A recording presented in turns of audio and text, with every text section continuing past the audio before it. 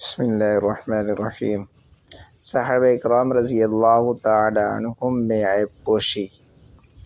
ایک مرتبہ صحابہ اکرام رضی اللہ تعالی عنہم بیٹھے تھے، نماز کا وقت قریب تھا۔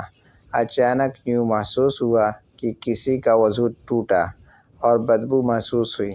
صاف ظاہر ہے کہ ان میں سے کوئی نہ کوئی اٹھ کر جاتا اور وضو کر کے آتا، اور جو محفل سے اٹھ کر جاتا تو سب کے سامنے اس کی سبکی ہوتی ہے تو یہ قدرتی چیز، مگر شرمندگی محسوس ہوتی ہے۔ اس سے پہلے کہ کوئی اٹھ کر جائے، عبداللہ بن عباس رضی اللہ عنہ کھڑے ہوئے اور عرض کی، اے اللہ کے نبی صلی اللہ علیہ وسلم، اگر اجازت ہو تو ہم سب دوبارہ وضو کر کے نہا جائیں۔ محبوب صلی اللہ علیہ وسلم نے فرمایا، بہت اچھا۔ سب کے سب صحابہ اکرام گئے اور دوبارہ وضو کر کے آئے، تاکہ یہ پتہ نہ چلے کہ کس کا وضو خطا ہوا تھا۔ ایک دوسرے کے عیوب پر پردہ ڈالتے تھے، مسلمان بھائی کو شرمندہ نہیں کرتے تھے۔ اللہ اکبر!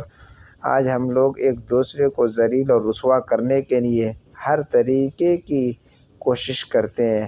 اللہ ہم لوگوں کی حفاظت فرمائے، آمین۔